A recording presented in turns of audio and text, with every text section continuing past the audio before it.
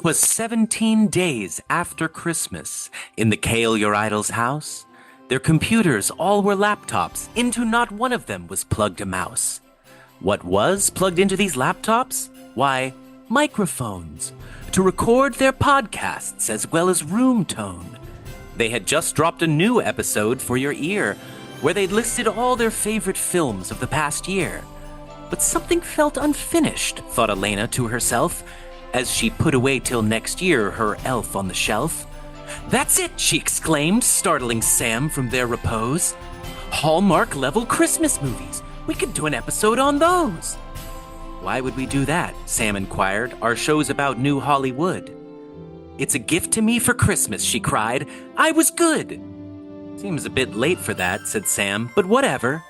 You'll be doing most of the talking on this one, I endeavor. So cozy up, grab your eggnog and unload as we present this special Christmas bonus Kale Your Idols episode.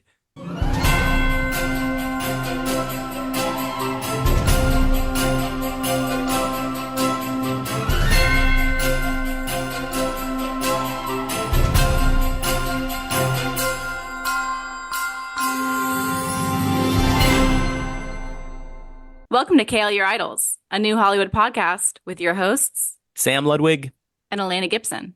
This is a podcast about film. Primarily, we discuss movies, directors, actors, and writers known for their work during the New Hollywood era of studio filmmaking that began in 1967 with Bonnie and Clyde and The Graduate, and pretty much ended in the early 80s with One from the Heart and Heaven's Gate. In this special bonus episode, we are doing something a little different because we are not talking about New Hollywood at all. We are talking about Christmas movies that we watched in 2024 because I personally love Christmas movies. We are joined by a special guest, Ameerah Holliday. Ameerah is an associate agent at the Serendipity Literary Agency. She primarily represents YA, new adult, and adult fiction authors who write in a range of genres, including contemporary, novels in verse, horror with a mental health twist, and rom-coms. She is also the only person I know who watches more Christmas movies than I do. Welcome, Ameerah. We're so happy to have you on the show. I'm so excited to be here. Yay! Okay, I wanted to start us off by first introducing to people the concept of Christianity. So, yeah, I mean, it's a story that's been told many times and yet not enough for me. I wanted to start us off with this episode by discussing the different types of Christmas movies that are out there and what we mean when we say that we are discussing our favorite Christmas films of 2024. So I made a brainstorm of the different types of Christmas movies I could think of. The ones that immediately come to mind are classic Christmas movies, such as It's a Wonderful Life, A Christmas Story, Die Hard, The Holiday. Christmas romance movies. Now, that's what I will mostly be talking about for my favorite 2024 films, or films that I watched in 2024. Kids' Christmas movies, like The Polar Express and The Grinch. And then horror Christmas movies are their own genre. I don't know if you have any other types of Christmas movies you can think of? And like of those four types of Christmas movies, do you watch all Christmas movies or is it particular subsets that you enjoy? So I primarily watch a lot of Christmas rom-coms, just like you. I typically kind of gear towards the made-for-TV style movies. A lot of those kind of center around a Christmas style small town romance. So I'm typically drawn to those. But I do really enjoy like a classic animated style Rankin Bass kind of Christmas movie. I grew up on those, so every year I try to watch a few of those. I think they'll always kind of have a place in my heart, so I try to make room for them on my list every year. And I also kind of try to watch the new classics, quote unquote, as in like This Christmas or Elf, things that have kind of become classics as we've gotten older, but were out around the time that I was a teenager. And how about horror Christmas movies? Is that a genre you're drawn to at all? I have seen a couple. It is not my favorite genre, if I'm being honest. I find it a little bit hard to really be scared in a horror style Christmas movie. So yeah, it's not my necessarily favorite. But you do like horror movies? I love horror movies. Right. So it's just like a toothpaste and orange juice thing. You're just like, these two things, get the fuck out of here. They don't go together at all. This is fake. This is bullshit. Is it like you're like, I don't believe you? Well, I mean, there's a way to do it that works. I think The Conjuring 2, for instance, Christmas is in the background of the film while something spooky is happening. So occasionally you'll get like a spooky style Christmas song. And it's obviously Christmas, but the movie isn't focused on Christmas. And I think that's kind of my sweet spot to where Christmas is happening, but the movie isn't about Christmas. Whereas you get something like Black Christmas that kind of takes it and combines them all, and it's a little bit too much for me. Oh, interesting. I just put Black Christmas as in one of my top fives of the movies from 1974, just of the whole year. I really liked that movie a lot. Better than Godfather 2. I thought it was super fun. But I know what you mean about like it's hard for Christmas itself to be scary. I personally don't like to be too scared with horror films, so maybe that's one of the reasons why I'm okay with Christmas horror films, is because it, eases back the scare a little bit. You're making me think about this, actually. This obviously you associate Christmas most with the romance, the small town, city versus country kind of romance. But yeah, the horror thing, I actually really hadn't thought about that. And it's making me think like there's not really a lot of like sci-fi Christmas. I guess Red One is kind of almost trying to dip a toe into that, right? Like it's like this kind of lore that's like fantasy, but it's also got that fantasy thing, and it's kind of just Right. making Santa high fantasy more than it already is, I guess. Right, exactly. Yeah, I feel like one issue with making sci-fi Christmas is if you're talking about outer space or that kind of thing, alien cultures wouldn't really have their own Christmas, right? Like I really wanted to. Future Christmas. Oh, that's true. But I really wanted to read like a Christmas themed fantasy romance book this year. And I found this really random one called Scrooge, spelled like Skruge, something like that, colon, a holiday with an alien. And it was a retelling of A Christmas Carol, but alien spicy fantasy romance version. And it was barely alien at all. It was like this whole other alien culture that just happened to celebrate something that was exactly like our culture's version of Christmas. And it was a little silly. I find that with things like that, they already kind of have rules in place. So to add something as hyper-focused, as commercialized as Christmas and put it on top of something with so many rules, one kind of just falls to the background. It's bogged down in lore already. Yeah, I guess the Santa Claus is almost a version of sci-fi Santa, where it's a little more mechanized. They add technology into the existing infrastructure that's already in place at the North Pole and stuff. Yes, very true. Okay, so narrowing down now in specifically the Christmas romance movies genre that you and I both love. I wanted to talk about the different tiers of Christmas romance movies because I think people who don't watch these types of movies kind of view them as all the same thing. Whereas in my mind, there are like very different levels of quality depending on how they're made, like whether, like what streaming platform they show up on, that kind of thing. Do you have your own breakdown of tiers in terms of quality of Christmas romance movies? I do. And I've been watching Christmas movies, specifically romances, for so long that I began watching them on cable. So I kind of have my breakdown based on channel. Each channel has their own style of Christmas romance that they do, and they're very unique to the channels. So Lifetime Christmas movies are different than Hallmark Christmas movies. And then you add in like a Netflix, which will bring their one legendary Christmas queen in, and she'll kind of run all of Netflix for 3 or 4 years, and then they'll switch. I think every single one kind of has their own little recipe that they use, and within that recipe, I can kind of nitpick certain things. It's so interesting that they can all be so similar in terms of their formula, but all have different, styles to them based on what channels they show up on. Yes. Yeah, you're getting me a little excited now, I have to say. So, no, yeah. Can you get even more fine-grained here? Yeah, can you give us some examples of what makes a Lifetime movie different than a Hallmark one and like a Netflix movie? Yes, absolutely. So, like I mentioned, Netflix will choose their Christmas queen. It's been Vanessa Hudgens for the past few years, and it's just now Lindsay Lohan. And essentially, they will choose someone who will be the face of their Christmas films. And every couple of years or every year, they'll put out 1 or 2 movies with this person as the star. So everyone starts to see that person on Netflix and know they are going to have a Christmas movie. It's a face recognition thing for their Christmas films. With Lifetime, they're doing something a little different now. They are working on nostalgia. So Lifetime will put together cast members from like 2000s TV shows all in one Christmas rom-com together so that you have the factor of like seeing these people you used to see on something like One Tree Hill or Sister Sister in a movie together that you haven't seen for a while. So they're using the nostalgia triggers. I think they just did one with Tia Mowry from Sister Sister. They put her in a Christmas movie. They've also done one with the cast of One Tree Hill. They've done one with the cast of High School Musical. So certain things like that, they'll use the faces in things that you've already seen and give them a love story. So I think that kind of works really well for them. As for Hallmark, they kind of have their own little formula. Hallmark is very unique because a lot of their movies are centered around books they used to have. Hallmark used to have a publishing branch of their company, and their company would make a lot of books. And so, as an agent, I got a chance to kind of get a sneak peek into what Hallmark looks for in books. And they have a very particular formula. So, they need you to have snow, they need you to have hot chocolate.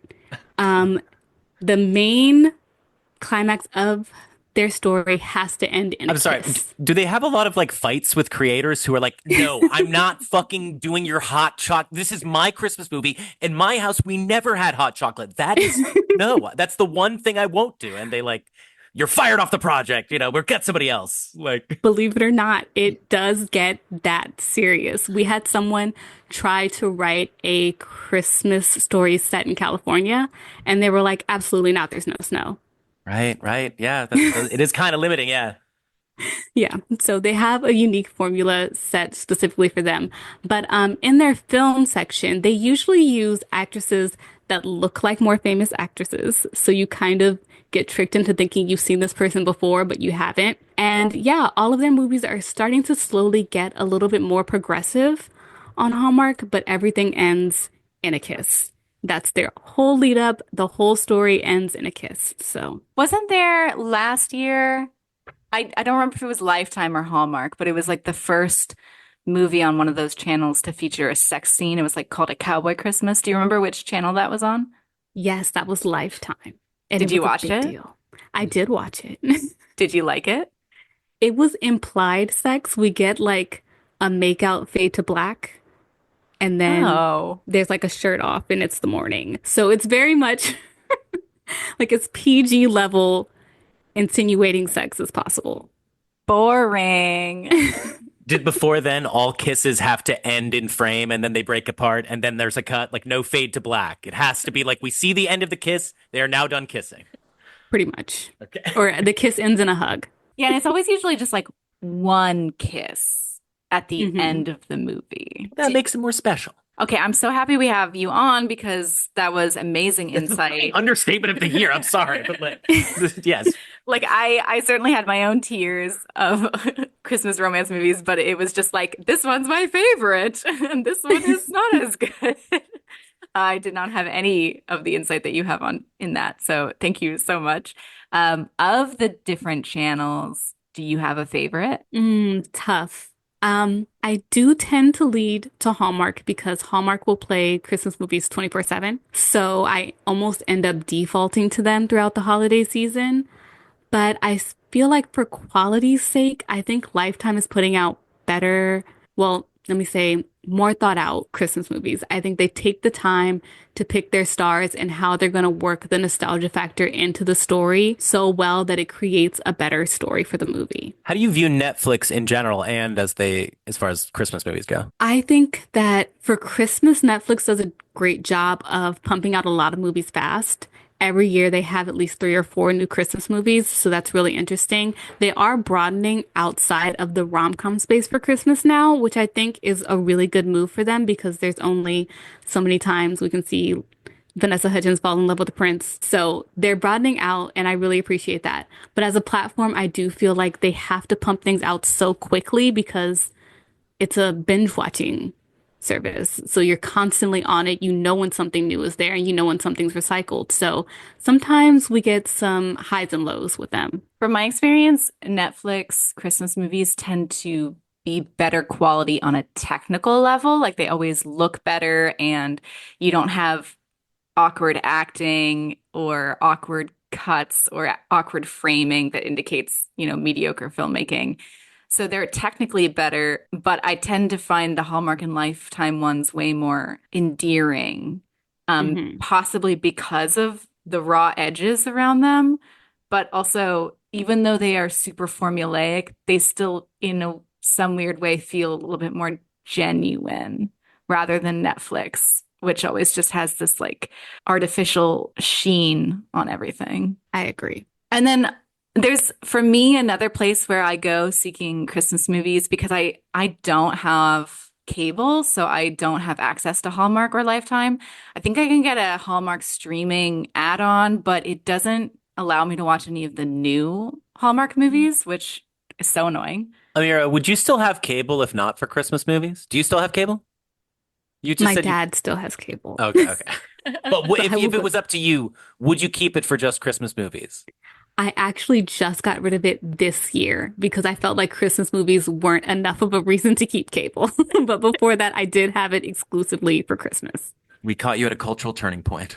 Did You you get did. rid of it right after Christmas or before Christmas? I did in January. Nice. That's the true addicts. Like, I'll just do it one more. I'll just have like one more like crazy binge. One more season. But another place I go to look for Christmas movies is Amazon Prime. So Prime and Max and Hulu, they all recently have acquired some of the older Lifetime Hallmark movies. So you can find some of those old Hallmark Lifetime movies on there. Prime also has a bunch of other just really small, random Christmas movies. I think in my experience, those tend to be the lowest quality of all that I've seen. And from my understanding, that makes sense because I think Amazon Prime is the easiest platform to get on if you're an independent filmmaker. So I think it's just a lot easier to put your own movie up there if you don't have a big studio attached to its name. Do you ever go on Amazon Prime for Christmas movies? I do. I'm not too picky when it comes to my Christmas movies because I do this so often. I do it every year. I have to start broadening my searches. So usually I'll just go on any streaming service from Freebie to Tubi, like any of those, and I'll just type in Christmas and see what comes up and watch something that comes up. So I'm pretty open when it comes to streaming. It's shocking to me that there are so many of these, made for TV Christmas movies out there. And yet I watch so many as well that every year it is a challenge finding ones that I haven't seen. And that's a little sad Mhm. in some ways, but Yeah. Once you get deeper, they do get worse. So the yeah. deeper you search, the worse they get. And it's hilarious because all the titles are so similar that you would think I would forget which ones I have and haven't seen. And occasionally I'll put one on thinking I haven't seen it, and then 5 minutes and I'm like, oh no, I've seen this. But usually I'm like, oh yeah, it's that chick in that like small town with that specific ex-boyfriend from high school romance plot or whatever. Like I Hmm. usually can actually keep them straight in my head. But one thing that's really annoying is I notice sometimes, I think this particularly happens with movies on Prime. Sometimes the titles change because I'll write down the name of the Christmas movie after I watch it. And then later, when I go to update my Excel spreadsheet, I'll type the name of that Christmas movie into Google to try and find the director. And I'll realize it's no longer under that title. And that happens somewhat frequently. And I wonder if they just give their movie a random title just to get people to click on it, but then maybe for copyright reasons, they have to change it to something else permanently. I have no idea the reason behind it, but it is this weird phenomenon that I've noticed. Yeah, that's really interesting. I don't think I've caught that yet, but I'm sure it has to do with trying to get fresh eyes on the project, or maybe, like you said, a copyright issue where they realize there is some other small Christmas movie named the same thing and they have to change snow to winter or something like that. You're right about Fresh Eyes. Yeah, maybe it is also just a ploy to get people to watch it again, even though they've already seen it, by tricking them into thinking it's a different movie. Okay, can you tell us what what do you like about Christmas movies? What do you like about Christmas? Do you like Christmas? We talking about that, like you guys like Christmas outside of Christmas movies, or is this? I mean, you like Christmas a lot, and part of this is that, but it's not the whole story with you liking Christmas movies, right? You're addressing me. I turned to you, but I mean both of you. Yes, like I know your relationship to Christmas a little bit better, but yeah. Yeah, I I love getting presents and I love giving presents and I love being with my family. I know I'm not supposed to say the presents thing first. It's not the best thing about Christmas, but I'd be lying if I said I didn't like that part of it. But I have a amazing family, and so I love gathering with them and laughing with them and dressing up either in fancy dresses or ridiculous onesies and just I don't know. I have lots of memories of like hugging my siblings during Christmas. And, You have no oh. shortage of things about Christmas that you can get down with. Yeah, I love it all. I love it all. What about you, Ameerah? I do really love Christmas. I will say that I have rediscovered my love for Christmas in the last few years. I did go through a phase where I was kind of lackluster about it. There weren't a lot of children in my family anymore, so Christmas kind of got a little boring for a while there. And then once you have like another baby around, everything kind of gets more exciting again. So I got really into like Christmas lights and Disney at Christmas and all of the elements around that in the last maybe like 10 or so years. So I did have to rediscover my love for Christmas. When it comes to Christmas movies specifically, I am very much like a nostalgia person. I'm very much a rewatcher at heart. If there's a show that I loved and I grew up on, I will watch it constantly. I'll go back to it for comfort. So that's kind of the same thing Christmas movies tend to bring me. There's usually no surprises. They have a formula, they have a layout. You know how things are going to work. So it feels very similar to like watching a show you love. That's interesting. I think I like watching them. One reason is because I love Christmas so much that I love doing something that gets me in the Christmas spirit. So it's part of my process of hyping myself up for Christmas. But I also find them relaxing, and maybe for a similar reason as you do in terms of tapping into that comfort feel of watching something that you love. Like the low stakes aspect of Christmas movies does work on me. There are some Christmas movies that are so low stakes that between the two leads, there'll be some sort of misunderstanding, and you think, oh my gosh, the whole movie is just going to be this misunderstanding between these two until the end when they resolve it. But actually, they resolve it like 5 minutes later in the movie, and then the rest of the movie is them just like enjoying each other's company.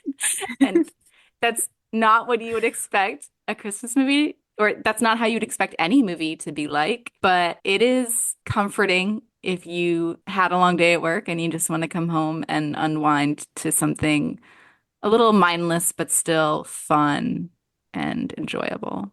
Well, you're getting at that thing that you've pointed out to me, which is that like a lot of, young filmmakers, there's just such a market for Christmas movies that you can make a movie and, kind of Trojan horse in just a different movie, but put some Christmas trappings on it. And then you just kind of have made an interesting little, mumble indie movie or whatever that, you don't think of yourself as a great filmmaker. You just wanted to make a nice story. And this is a way to get that done.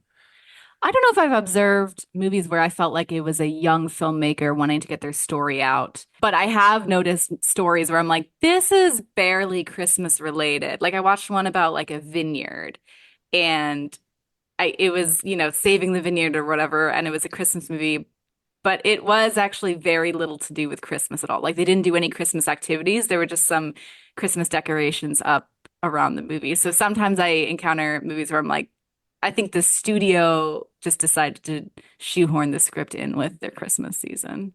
Yeah, that's actually a really interesting point because this season I found an interesting thing kind of happening on the Hallmark channel where I think they have some kind of partnership with the NFL.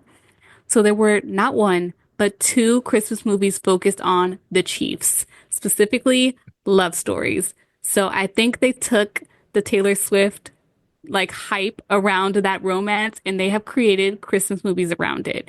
And that's an interesting look. That is synergy. That is vertical integration. We love it. We love capitalism, clearly. Yeah, I guess just speaking on that, like Yeah. you and I, Ameerah, love these movies, but perhaps we can both recognize that they are, There's nothing philosophically about these movies you really like, right? Or like there is, maybe. You get like small towns. like they are just straight up formulaic movie making machines that these companies just profit off of without caring too much about the art form. How do we balance enjoying them with also wanting to make sure that there's like good art out there in the world. Like, how do you think about that in your own mind? Or if you think about that at all, like, yeah, what are your thoughts? That's that's so funny. I think for me, I consider Christmas movies their own kind of category of filmmaking. It's very low stakes to me, which is probably like a horrible thing to say about the art form, but it feels a little bit similar to like a 90s style like sitcom to me, where they're strictly making it for like the small incident that happens that can be resolved by the end, and there's a happy message. So the lesson is learned by the end. So the stakes are always super, super low. And I think that knowing that going in kind of helps me take it less seriously. It's not necessarily like I would never go out of my way to call these like films. They're just they're just fun afternoons or evenings, low stakes level watching. No, like that's a great point. I kind of wish there were more like plays like that. Like there's a lot of art, movies, theater and stuff that has to justify its existence by being, oh, this is a certain level of importance because why else would I see it in this context? First of all, like I don't think there's anything really to criticize about this. I'm like fascinated with the popularity of these movies and the dominance of these movies. And not just that, but like y'all are clearly interested in these movies. It's not like you're just like, oh, these silly things. It's like this is clearly an interest of yours, Ameerah. It's not like weird to think about having like a critical dissertation on Christmas movies at this point.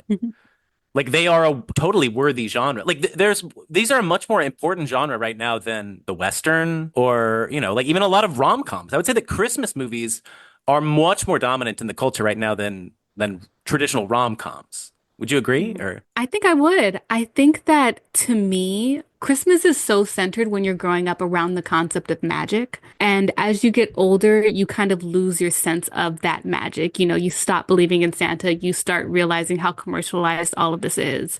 And Christmas movies have a unique way of showing you small amounts of magic that you can create yourself. So, like, the lesson will be it's okay to go back home after you failed at your corporate job. And like that can be magical. And sometimes I think like in the world, you need small instances of magic that you can create on your own to give you like the okay. And I think that that's kind of what people want right now.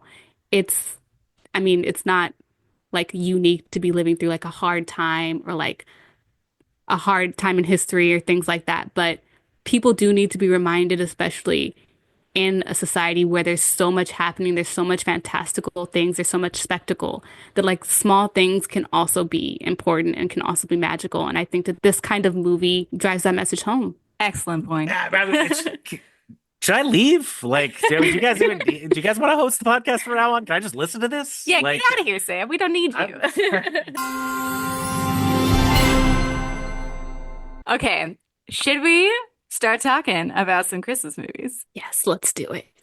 Okay, because I didn't have access to the new 2024 Hallmark and Lifetime movies, the number of movies that came out in 2024 that were Christmas movies, there were some of them, but it wasn't a huge list. So I thought for us talking about Christmas movies today that we should cover just in general, what were your favorites or most notable or most surprising that you watched in 2024, regardless of whether they came out this year or in previous years, just because I was a little bit limited in what I had access to. Sounds good.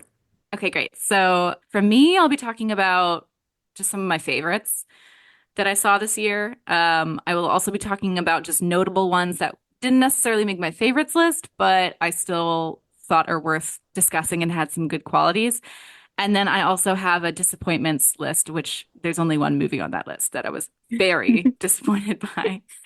Ameerah, how's your list organized? So every year on my social media platform, I do rank my top 5 watches of the year. So not necessarily movies that came out of that year, but just things that I had seen for the first time. And I rank them from a movie that kind of surprised me that I liked, that I didn't expect to like, to a movie that I probably would never watch again, all in the Christmas space. So I have that list. I also have a couple that surprised me where I went in thinking it would kind of not be great, and I was sold by the end of it. And then I also have some honorable mentions. Perfect.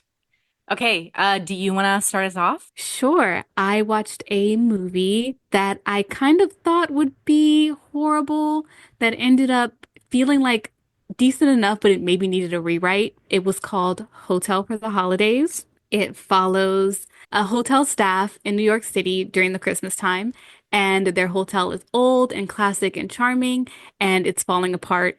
And the lead actress is essentially trying to leave the hotel and go for a modern style hotel and start new traditions there. And of course, by the end, she falls in love with the chef who works at the hotel, and they realize that their old hotel has a lot of charm in it. I found this movie on Amazon Prime, and it stars Madeline Pettish, who is the actress, I believe, from Riverdale. So I was kind of like, okay, that's a bigger named actress. So maybe this movie will be decent. And it ended up being pretty good. It had a decent plot. New York and Christmas kind of go hand in hand. And the idea of like an old hotel that's falling apart and you rediscover the charm of it being old as opposed to leaving it, was classic Christmas movie to me. So I loved it. Yeah, I like that a lot that it's an old hotel. That just gives such cozy vibes automatically just hearing about it. I'm going to add it to my list for sure. Okay, I will start my list off with a bigger name one. I'm going to say Our Little Secret, which was a Netflix movie that came out this year starring Lindsay Lohan, and it had Ian Harding in it as well, who played Ezra Fitz in Pretty Little Liars. The career destroying performance of playing a teacher who gets with the student, right? Probably like this is the first movie I've seen him in since Pretty Little Liars. Yeah, what's he been doing? He shockingly looked the same age as he did when he was in Pretty Little Liars, and that was a while ago. So you saw this movie too, right? I did. And I really liked it. I was not surprised because, like I mentioned before, Lindsay Lohan is their current Christmas queen. So I wasn't surprised that they would give her a Christmas movie that was fairly decent, and I really enjoyed it. The synopsis for this is that childhood sweethearts, played by Lindsay Lohan and Ian Harding, who are no longer dating, they years later show up as plus ones to their significant others, like family Christmas weekend get together, and find out that they are dating siblings. So basically, they both show up to the same thing and decide that it would be less awkward for everyone if they just pretended they didn't know each other. So you've got that classic, like pretending that usually it's you're pretending that you're in a relationship and then you end up falling in love. In this case, pretending that they never had a relationship and different hijinks occur. I thought this movie was really fun and good quality. And I could totally imagine myself watching it again in future years. I don't know, Sam, you saw this one too. What did you think? Yeah, I thought it was, interesting, I guess. Like Lindsay Lohan, I'm really realizing like I'm sorry, I don't know if this is like a weird thing to say, but just like I'm into the plastic surgery look. Like I just like I'm into it. I do like it. I know everyone's like, oh, plastic surgery is so bad and stuff, but I'm just like, I don't know. I guess some people obviously kind of think it looks okay. And I guess I'm one of those people. I thought this was like interesting too because it had a very emotional performance by Harry Zerny, who played their dad, and this is the guy who plays Kittredge in Mission Impossible. It's the only thing I know him from, but he plays this like very sad dad. And he's kind of in the background for most of the movie, but he narrates it at the beginning. It also has Kristen Chenoweth in it, who's amazing. Like it's kind of one of her best roles ever in any film. Okay, Ameerah, lay another one on us. So I also was in the Netflix realm for Christmas, and I was cautiously optimistic about Hot Frosty, which is kind of a polarizing one this season. It stars Hallmark Christmas queen Lacey Chabert. I think that's her last name. Chabert. Sorry, French. She's very fancy, actually. Yes, super fancy. Now, she is a Hallmark movie queen. She's in all of their top films, so I was really excited and surprised to see her outside of the channel. And I thought this movie was actually really, really good. I thought that if you know what you're looking for, it was clearly satirical. But if you don't watch 900,000 Christmas movies like Elena and I, then maybe you kind of missed the comedy of this movie. But it basically follows a widow who magically brings a snowman to life, and his innocence helps her heal and find love again. And all of this, of course, takes place during the holiday season. So I thought it was really charming, really, really funny. But again, I felt like if you don't know the satire, if you don't kind of know what you're looking for in this movie, you may have missed how funny it really was. Yeah, I agree with that. Like, I first heard about this movie on TikTok where I saw somebody post a video of the scene where she's in the diner having a discussion with the entire town where she's like, I'm in love with a snowman and what do I do? And the whole town is like, just go for it. Like, you love him. Be with the snowman. And like, that's absolutely ridiculous. And then therefore like satirical, but in a very fun way. It has as the male lead, it's Dustin Mulligan, who's Ted from Schitt's Creek. It also has a really fun performance from Craig Robinson, which Yes. was very enjoyable. I liked it a lot. One thing I thought was really funny about the movie, first of all, when I heard the plot that she brings a snowman to life and then falls in love with him, and it's called Hot Frosty, I was expecting it to be like a normal looking snowman who then just becomes a hot dude. But it's like a snowman building competition where somebody had just made a snowman that looked like a hot dude. So the snowman was already hot to begin with. And actually, in my opinion, looked hotter as a snowman I than in real life. agree. No offense to the actor. I agree. So it was a little bit of like a letdown when you see him in real life and you're like, oh. But Yes, the snowman was giving like Statue of David, and then he came and he was like, oh, handsome hometown guy. yeah. And like, they picked that actor because he had this fun, goofy presence that could bring a lightheartedness to the main character who was like still grieving over her, dead husband. So she needed the goofy fun of him rather than just like a super sexy guy. Yes. And so wait, so everybody knows he's a snowman? Like she's like, I'm dating a snowman, and they're all like, we get it, we know. Yeah, Yeah. like towards the end of the movie, everybody knows. See, I do, yeah. This is kind of like what you're talking about, Ameerah, which is like it's a version of magical realism, I guess. I always like movies that have real world magic where you can have characters just talk directly to each other about this magical thing that's happening and it doesn't break the other character's brain. Like in Field of Dreams is a movie that I always talk about where they're like, yeah, this crazy thing's happening. And they're like, yeah, I get it. Because that's how I'm sorry, this is just my side tangent now, but like that's what people are like in real life. People believe all kinds of crazy stuff, and you don't even have to prove anything to them. I kind of never buy in movies those where they can find nobody to believe that this magical thing's happening. I'm sure they could find somebody. In fact, I think in Hot Frosty, it's her friend who's a doctor who is like, yeah, that's real. Yes, exactly. They're like, oh yeah, of course, and he loves you, girl. Go after him. Yeah. My one thing with this movie is I thought it was almost too good. Like it didn't quite have that charm of some of the made-for-TV Christmas movies because it knew that it was being funny. Like it was one of the funniest ones I've seen. And usually if I think one of these Christmas movies is funny, I'm like, oh wow, that was this movie I've been like thinking is low quality, but I'm impressed they made me laugh at that joke. Whereas this was like Netflix knowing that they were writing a funny script. I absolutely agree. Yeah. So like the quality is part of the genre. Something being of a different quality or aspiring to a different thing, it actually makes you categorize it differently.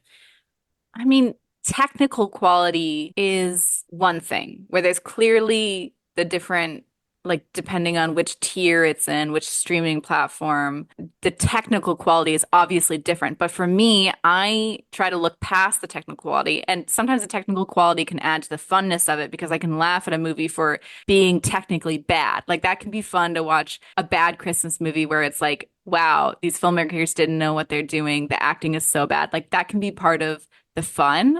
It can also be part of the charm if you feel like it's sincere. Or there could be things that I like despite their low quality, and that makes me appreciate even more the aspects that I like about it. And it makes me be able to realize a bit more what is it that I like from a Christmas movie if I can look past low technical quality. But for this Hot Frosty, if I feel like it's just too good, I kind of have that same feeling I get when I watch a Marvel movie where I'm like, yeah, those jokes are all good, but it lost its edge there. It's like, of course it's good. Give me something new and different.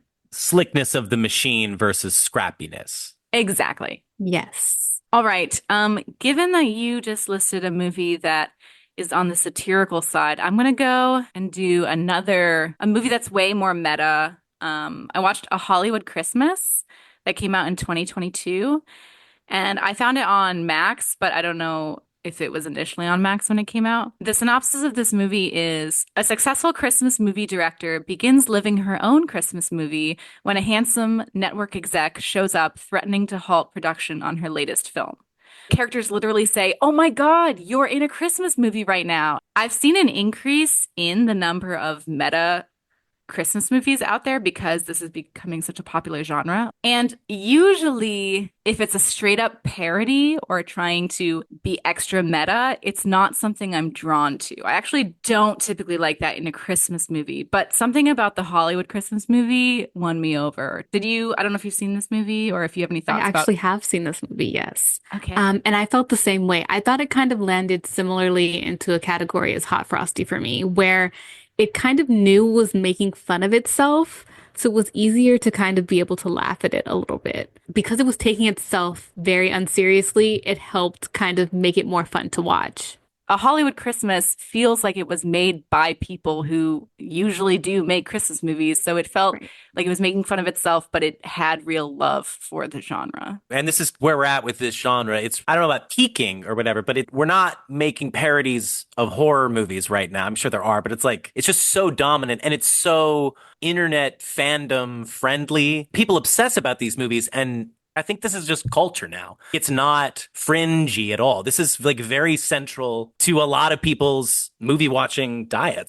Do you have another one for us? I do. So I usually try to find an LGBTQ Christmas movie if I can. They got really popular during the pandemic, and more people are making sapphic lesbian Christmas films. So I always try to find a new one to see kind of how they're going, if this genre is going to stay. And I found a movie called Looking for Her. It came out in 2022, so not necessarily new, but still LGBTQ friendly. It follows a girl who essentially tells her parents that she's dating someone. They're all excited. And of course, right before Christmas, her partner breaks up with her.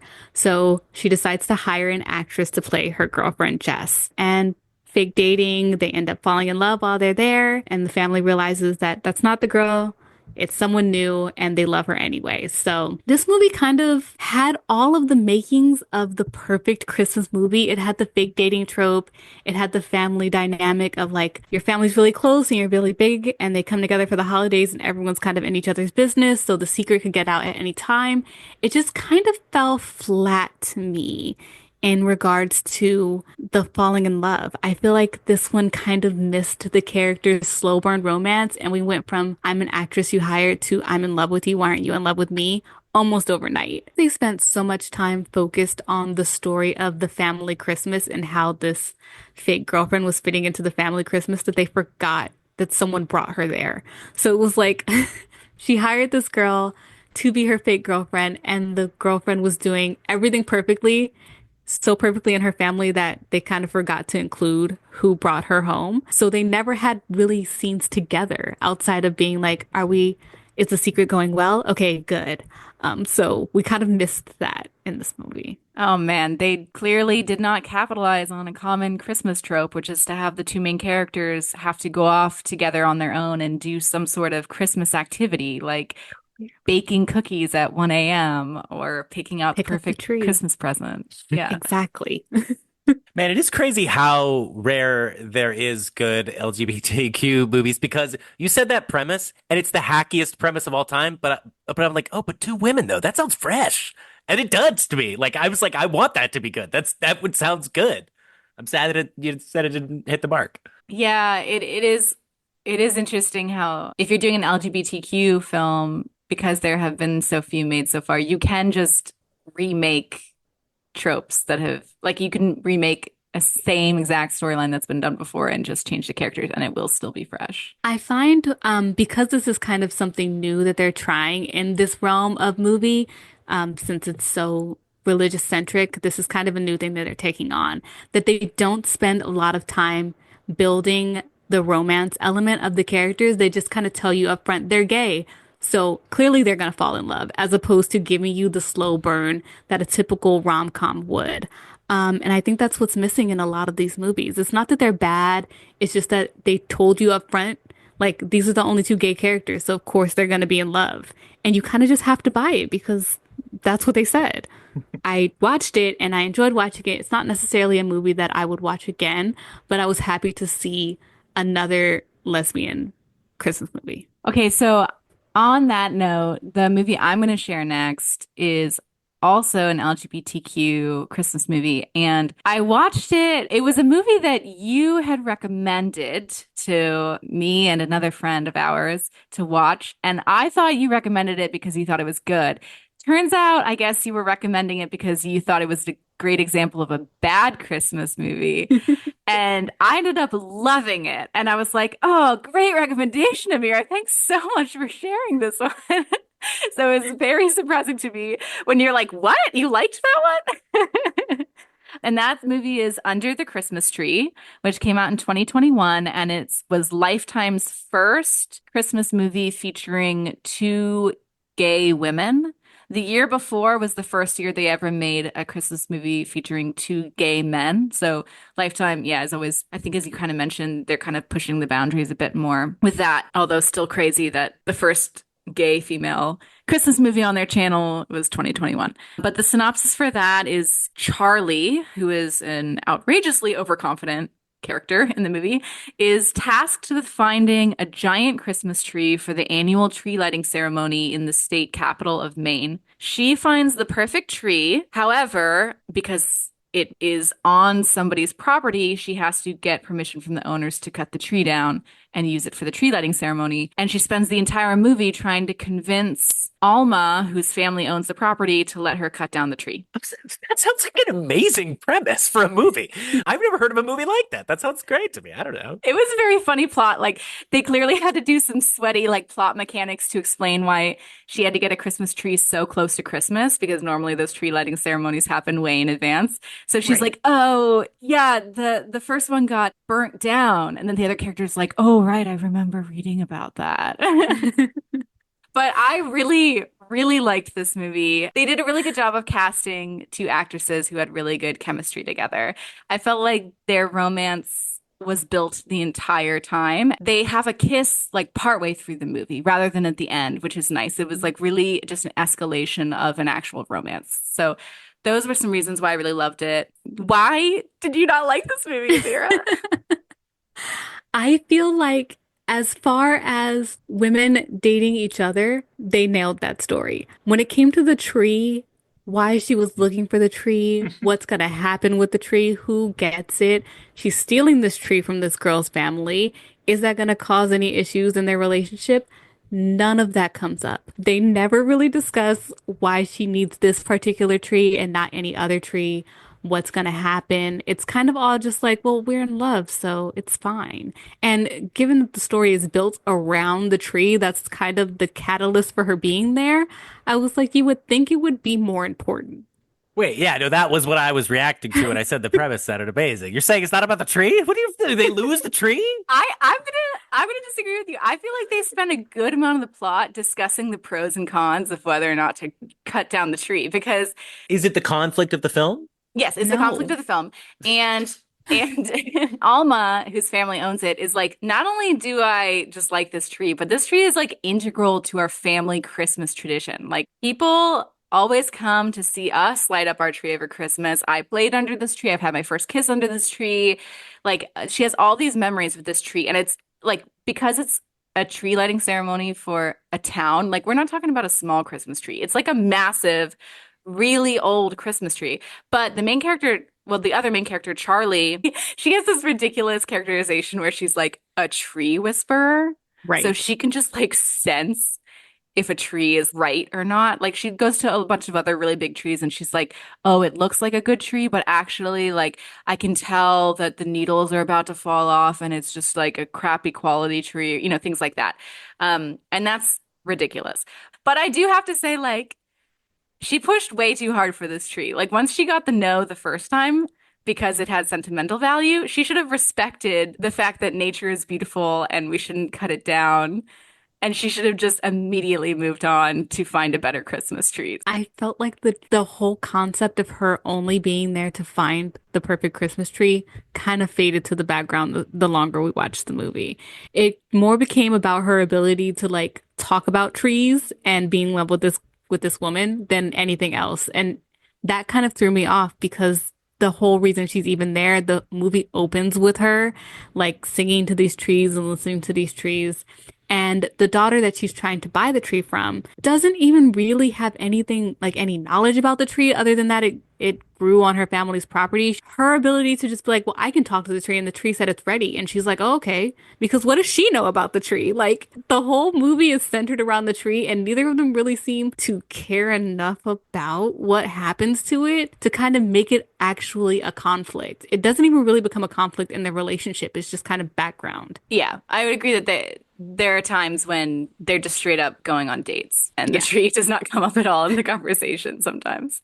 Okay, Ameerah, your turn. My next pick is probably one that a lot of people had a lot to say about.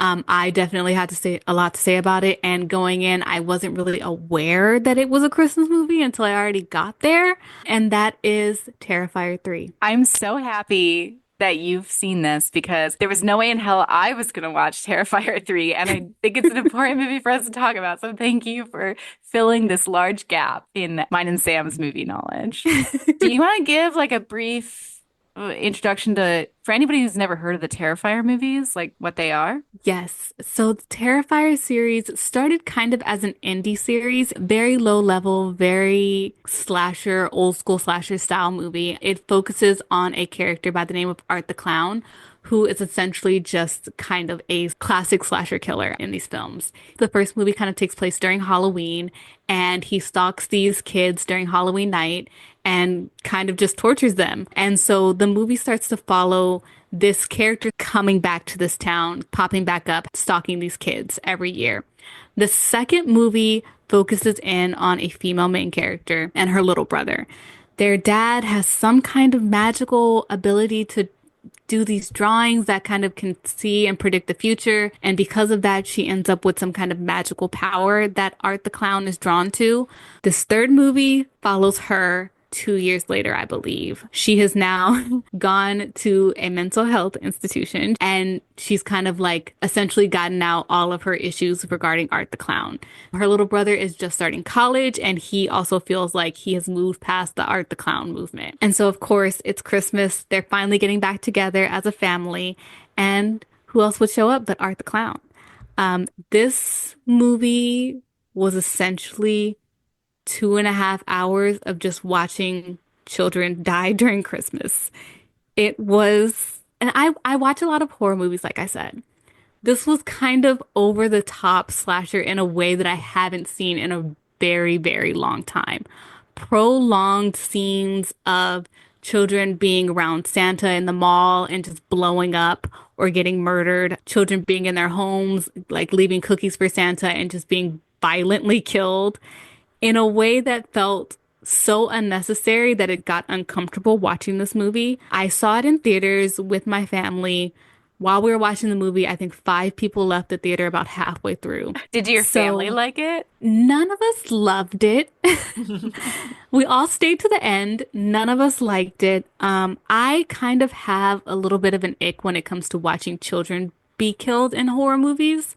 Small children is just kind of not my favorite thing. And also, I felt like taking the main characters from the second movie, bringing them into Christmas, and continuing the torture that they had gone through in the second movie to this one kind of didn't make a lot of sense. They're adding in magical realism now that doesn't really have any kind of logic or lore around it. So overall, this wasn't my favorite movie that I saw this year.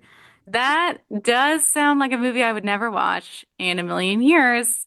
I'm not a gore person, and I hear that that's all that that movie is. Aside from, I know a lot of people really appreciate Art the Clown as a horror figure. I know that Terrifier series is a big success story for the world of independent cinema because the first Terrifier movie, I think its budget was like a max of like $55,000, and then each subsequent movie had a larger and larger budget. So this most recent one had a $2 million budget and it made $90 million. So from the world of like very indie filmmaking, it's very cool. But yeah, I definitely would not enjoy those films at all. Thank you so much for biting the bullet and watching that one for us. And like you said, you don't like Christmas horror. So like had it just been as vile and centered on child murder, but it was during summer, would you have liked it a little bit more? If I'm being honest, I did enjoy the first and second one more because they were centered around Halloween.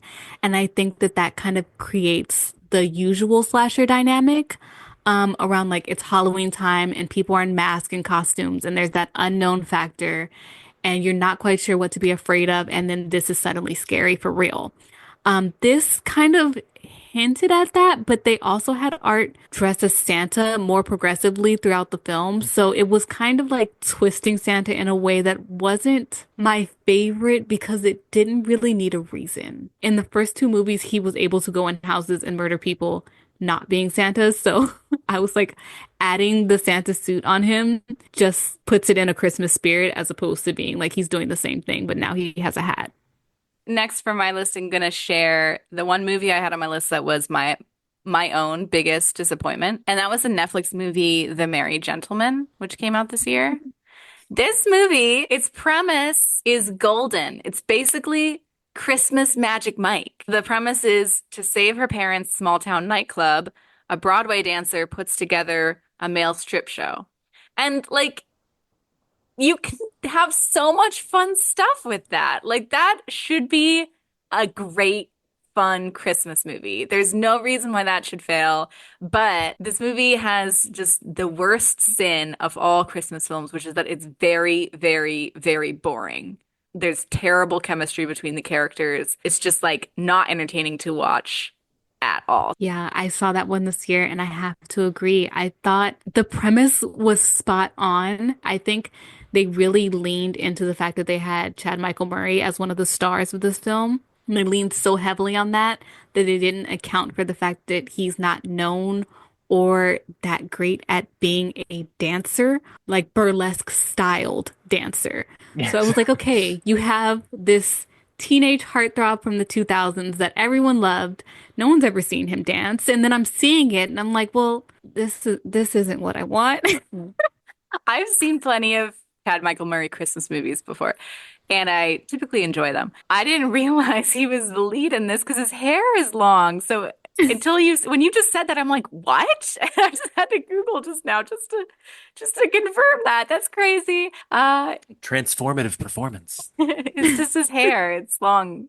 And yeah, I thought he did a bad job, unfortunately. And I didn't like the main actress either. Yeah. That's so funny to like be in this Christmas movie world and be like, you know what, but I still want to stretch a little bit. And people being like, you failed, buddy. I'm sorry. You tried something and we're all watching. And you didn't do it. Well, I think like there is a way to kind of do this that works. They've done this with like, I think I mentioned earlier, the stars of High School Musical kind of came back and did a movie similar to this where we know they can dance. And so to see them back in a space and it's like, and they're going to dance and it's Christmas. It was like, that makes sense. To get a star that's known for just being a heartthrob and throw them into a film that is almost solely based on being Christmas and dancing was a rough sell for someone who is not known at all for dancing in any capacity. Yeah, like he looked great without a shirt, but the dancing was not great. Half the story. Finally found the one thing Chad Michael Murray can't do. I'm going to move on to some of my honorable mentions. These are movies that I kind of went in not really knowing what to expect, and they ended up being really, really good. One I will say is from Hallmark, and it's called Christmas with Holly. I don't know if I'd seen this before and forgotten because it's a fairly older movie. It's from 2012. It essentially follows a young girl whose mother's just died, moves in with her three uncles, and a woman from the city moves to a small town to open a toy store. So this young girl has kind of been traumatized by her mother's death and she doesn't talk. And the uncles have been trying to focus on how to get her back speaking, back more active, feeling a little bit more like herself as they've taken her to this small town to live after her mother passes away. And it ends up being the toy store that kind of brings her back to herself and back to like being a young girl and gets her to talk again. So I thought this was a perfect encapsulated Christmas movie where there's like a child that is almost the center story, but not the main character. And it's two adults feeding the child the magic of Christmas, so much so that they kind of become the magic themselves. It's like Three Men and a Baby also. So it was kind of like the perfect little Christmas movie. That sounds so cute. I would never seek out a Christmas movie that like stars a kid in it if I'm looking for a Christmas romance movie, but that endorsement you just gave for it really sold me. I might even watch it outside of the Christmas season. I loved it.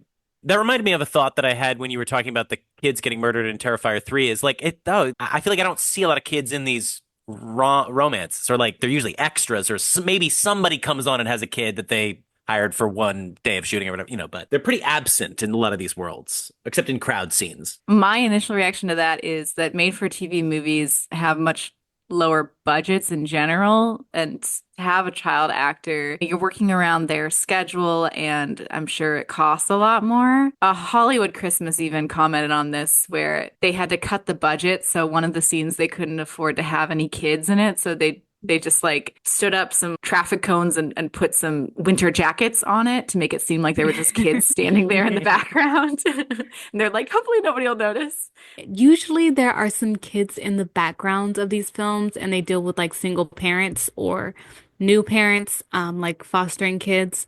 A lot of the times I think that they're kind of secondary characters who kind of keep the Christmas storyline going on in the background while other things are happening. So they end up kind of being the background story to this overall romance. And plus, they kind of get in the way. I don't know, like they kind of kill the vibe. I don't, you know what I mean? Like these are for adults. Like these, like we were saying, like these are these are like adult based stories about people who are obsessed with Christmas. So New York Times ran an article kind of looking at the statistics of how formulaic are Hallmark Christmas movies. And in this article, one of the things that they pointed out is that 20% of the men are single fathers in Hallmark Christmas movies, which is funny because that overrepresents the amount of single men just in society. But they point out that women find it very attractive seeing a man be a good parent. That's true. I also think it kind of forces men into the dynamic of being really into Christmas early on in the movies, so it doesn't seem too odd. And that's a good point. That like the audience, the target audience for these movies is assumed to be women. Like I remember there's this book that director Fred Olen Ray put out about how to make a Christmas TV movie, and he says something about like your target audience is like 30 to 50-year-old women, which is kind of the opposite of what your target audience usually is. If I will say I know men who really enjoy Christmas movies. My other partner loves Christmas movies just as much as I do, and we watch them together. So it's not just for women. I remember meeting somebody and telling them that I really like Christmas movies, and he was like, "Oh, you're a Christmas girl." Yeah. And so there's just this type of personality now of being a person who's really into Christmas. And I gladly accept that as a personality trait. Same, same. I wonder too, now that we're speaking about the audience kind of being assumed women, if that's why we get more lesbian Christmas movies than gay Christmas movies, because it's so female centric. Yeah, I wouldn't be surprised about that. Then you get double the audience. Okay, my Christmas movie that I'm going to say next is Holly and the Hot Chocolate, which came out in 2022, and I found it on Prime. This movie was an interesting experience because put it on just wanting the experience of, a typical Christmas romance that you can kind of like laugh at as like, oh, haha, look at that formulaic plot, look at the acting, that kind of thing. But also like, you want to be charmed by it. The first half, me and my partner were making fun of the filmmaking the whole time. It would be like, wow, they framed that scene entirely wrong. Like there was just a lot of like really sloppy filmmaking. So we were making fun of that the first half, but then the movie, it just really charmed us by the end. And I found myself genuinely laughing at some of the jokes that it made. And some of the characters were just really adorable. The synopsis is silly. It's just a food critic gets into a minor car crash, stranding her in a small town. She falls in love with a local guy. And the fact that she's a food critic acts like it actually doesn't really come up in the story at all. Like you think it's going to because they make this whole big deal about like you have to try this hot chocolate stand. It's the best hot chocolate ever. And so then you think like, oh, she's gonna write a story about the hot chocolate stand and it's gonna like save the town or something like that. But no, she doesn't do that. They just drink the hot chocolate and it tastes good. I thought it was really charming, so I do recommend it to anybody. Amazing. Love it. I haven't seen that one, but I'll definitely put it on my list. So my next one, I think this is one we've all seen, so I'm excited to kind of talk about it. This one surprised me. I went in with zero expectations, almost like laughably low expectations. And maybe 20 minutes in, I was like completely shocked at the way the story had kind of played out. And that is Red One. That was a release this year in theaters, and the synopsis is after Santa is kidnapped, the North Pole's head of security must team up with the notorious hacker and globetrotter to save Christmas. And who are those people played by? Is kind of a crucial piece of information.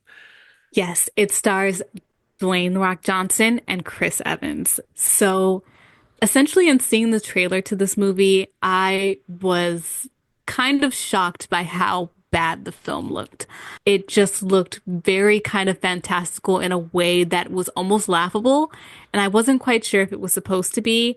Seeing The Rock play this kind of level character of like almost an elf in the trailer seemed very, very funny to me in a way that I don't think was meant to be. So I was kind of in deep, low expectations in seeing this movie. And also, I think the trailer did a poor job of explaining what the film would be about. And I was really surprised by just how fun and exciting the movie ended up being. I fully agree. I felt like the trailer made it seem like it was just a dumb action film, and it actually was more of a fantasy and reminded me a lot of a Marvel film because there were superhero-esque characters that had all this lore behind them. And there were parts of the movie that I actually thought were a little intense in terms of almost bordering on like a little frightening and so, just not really, but like, you know, a little towards that direction, which I wasn't fully expecting. The more the film got buried in Marvel-y lore, the better. It was totally incorrectly marketed. I think they were aiming for a slightly older audience than the movie. You really should have had more of a dad audience or something. But what it actually is like young people who like fantasy stuff. The action was very well directed, and the CGI effects. I was like, this is good CGI. This is some of the best monster design and stuff that I've seen. I mean, I don't like Marvel movies. I liked it more than most of that stuff. I easily can say I didn't. It's not, it wasn't Shakespeare, but I thought the movie got a really bad rap, and people are dunking on it as they are wont to do. But I thought it's a movie that you could check it out. It's kind of good. But the one thing though is that I was disappointed in is it was sold largely, as we said, as like an action Christmas movie, and J.K. Simmons was like ripped Santa. And I was really excited for J.K. Simmons's Santa take. And he was used less than a child actor in a Hallmark Christmas movie. They basically like knocked him out and then took a picture of him and made a sticker of it on their phone and put it in the background of most of the movie. He was in 2 minutes of it. It was that was a disappointment to me. But then the rest of the movie impressed me with the antics and banter of The Rock and Chris Evans. Easily my least favorite Chris, but I kind of liked him in this. Your least favorite Chris? Hot take. Definitely my least favorite Chris. I don't think it's that hot. I think that's like a second from the end hotness level of Chris take. Fair. Okay, I want to sneak in here one that is not one of my favorites that I watched, but I found it relaxing and cute, and that was A Royal Corgi Christmas, which I feel like there's this brand of Christmas movie that gets like ultra specific to try and capitalize on a very specific hot thing, in this case, corgis. And so I thought it would be disappointing and bad quality because it was focusing too much on there being corgis in the movie. But I thought it was pretty fun. I did not like the male lead at all, but even despite that, I enjoyed it. The synopsis is: a prince gives his mom, who's the queen, a corgi, which turns out to have behavioral problems. And so he hires a dog trainer to train the dog before Christmas. And it was just a gentle film with very little conflict. Yeah, I actually did see this one this season and I thought it was cute too. Anytime you get kind of like the animal style Christmas movie, that usually goes well. To pair it with the royal Christmas movie dynamic was a little bit odd.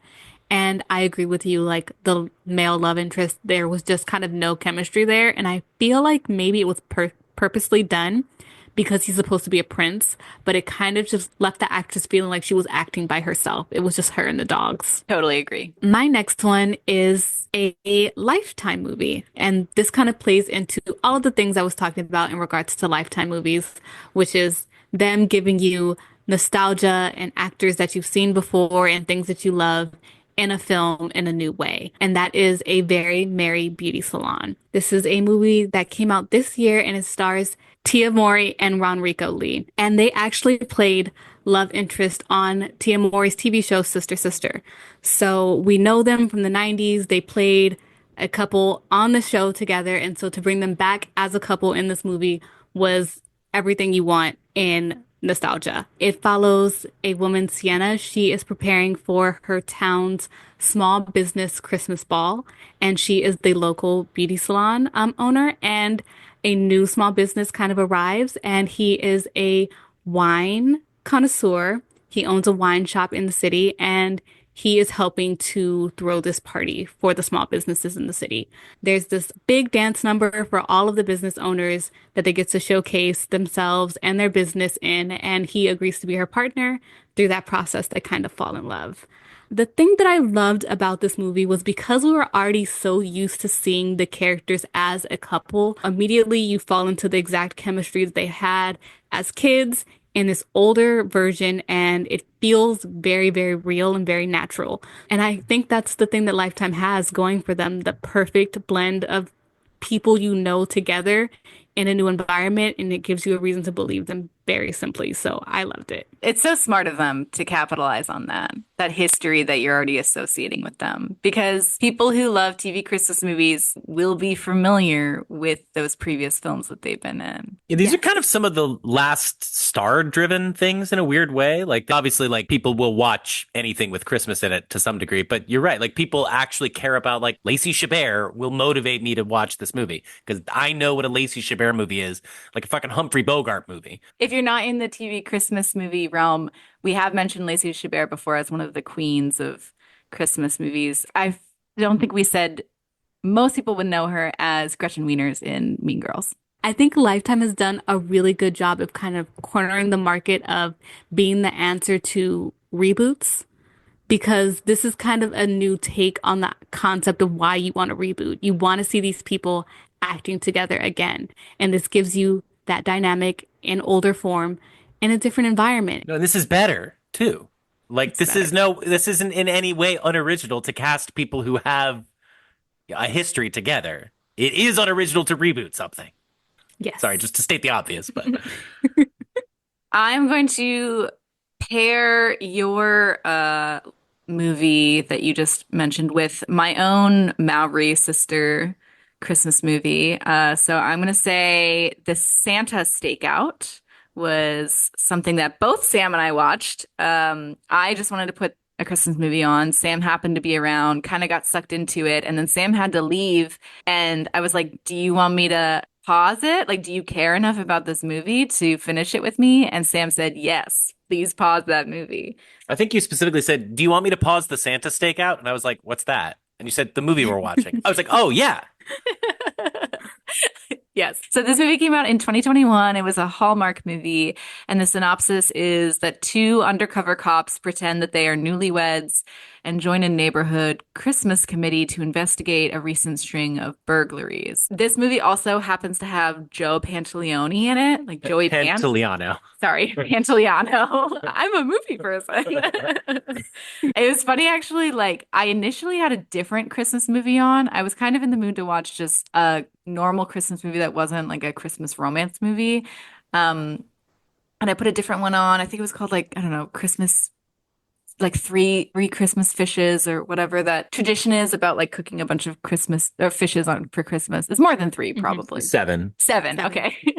Anyways, I was watching a different Christmas movie and I wasn't that into it. It also starred Joey Pants in it.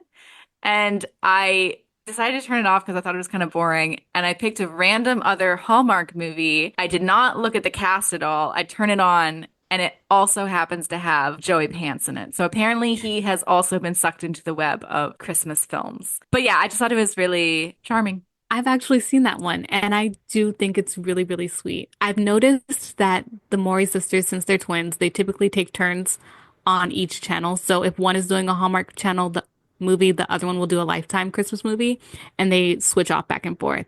So this is always kind of fun to see which one's going to pop up on which channel this season. My next one is a Netflix movie that came out this year. And I think it was probably their first Christmas movie of the season. It is Meet Me Next Christmas. It stars Christina Milian and Develle Evis. And it centers around a woman who meets the perfect man in an airport on Christmas Eve. They're both stranded. She just thinks he's so charming. They meet in the airport lounge. At the end of the night, they kind of both decide, okay, we're going to meet next Christmas at this Pentatonics concert. And if you're there, then I know you're the one. And if not, then we'll just go our separate ways forever.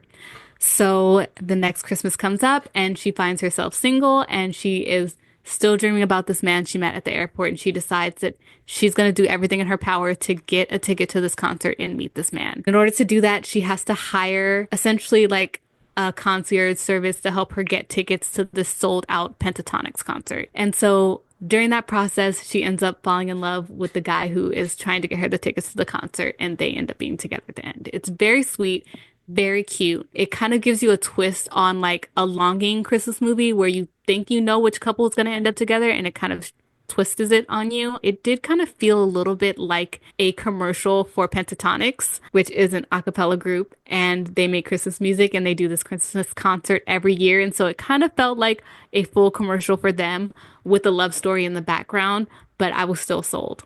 Yeah, this was the last movie on my list too, and it was one of my favorite movies that I saw this year in the Christmas realm. Definitely felt like a Pentatonics commercial, but it did kind of work on me. Like, I do kind of want to see Pentatonics during Christmas time now because they sold me that they are a good Christmas group to see. You know, obviously they exist outside of Christmas, but they can do a Christmas song pretty well. No, let's just go to see Trans-Siberian Orchestra again. I do want to see Trans-Siberian Orchestra. Don't make fun of that. I thought that the premise of the movie, of them trying to last minute get tickets for a concert and finding all these outrageous ways to try and get tickets, made for a really fun setup of them doing different activities. Like, they see online a couple is trying to get rid of their tickets, but you have to do a task for them. And the couple is really weird, and you go inside their weird artsy New York apartment and you're like, oh, what is this place? And then it turns out you have to like go to this fancy Chanel-esque designer store and buy the very last bag. And another thing that they had to do was they had to compete in a drag show. That to me was the highlight of the film. That one, they were making creme brulee together. That was super fun. Always. These are all different aborted attempts to get tickets? Yes, yeah. Yes. It's a straight incredulity. I have to say, those are a lot of things people are asking of you. Sure. But, you know, you're willing to do that when you're watching a Christmas movie. Yeah, it sounds good. It sounds good. It was very fun. And it was really refreshing to see one of these Christmas romance movies that took place in a city rather than a small town. Right. Do you have any more on your list? Because I have run out of movies. I think that will be it for me this year. I have lots more, but I will stop since we're done. Do you have others posted anywhere? Sure, I'm happy to post my list. I will post it on my social media platforms. You can usually find me everywhere on social media at Miss_Holiday 93, and that's holiday with 2 L's. On Blue Sky, I am just Miss Holiday 93, no underscore, because they're not there yet. They're not ready. So until then, just Miss Holiday 93. I want to point out that's actually your last name. Like, you were born to be a Christmas movie lover. I was. It was always in my spirit. I just had to unlock it like a Christmas movie. Love that. Wait, I just had one last thought. Do you think that there will come a time when Amanda Seyfried goes to Christmas movies? Because that's the last one of the 3, right? Lindsay, Lacey Chabert. I'm talking about Mean Girls now. Well, Oh, there's a 4th There's one? 4, right? there's the main. Oh, yeah, right. What's her name? Rachel Rachel McAdams. Rachel Yeah, McAdams. right, yes. Who's going to go Well- first, McAdams or Seyfried? I bet Rachel McAdams would go first. You think so? I kind of think so. I feel think like the opposite. you think the opposite. Should we bet something on it? We can absolutely try. There's got to be websites about this, right? It was notable that there are two Mean Girls stars who are now Christmas movie queens. Who famously perform. These people all are in an image of performing in sexy Santa lady outfits. Could that portend their destiny for all time? Yeah, maybe like somebody, a producer saw it and was like, those girls know how to Christmas. Right. That is a Christmas anthem. So maybe there's something there. I think Rachel McAdams is already such a romance queen that I can't see her reshifting back in with Christmas. But who knows? There's always room. Yeah. It's really a question of like, when will their careers falter in terms of whether they want it to go enough that they fall down to the Christmas movie tier? It's partly that, but not entirely, because some people fit in Christmas movies and some people don't. Like, I think that Joe Pantoliano does have the right vibe. I love how much you've made me think about, like, a lot of this is this moment that we're in now of 90s and early 2000s nostalgia. And Joe Pantoliano is a staple, like, he is a staple of that time. Well, thank you so much, Ameerah, for joining us. It was an absolute pleasure. And You're amazing. I can't wait for next year to watch more Christmas movies and chat about them with you. Yes, absolutely. Thank you both so much for having me. This was so fun. I'm always open to talk about Christmas if you want to talk about Christmas. Awesome. Well, let's just do one of these every month. Why not? I'm in. That concludes another exciting new Hollywood adventure. Thank you all so much for listening.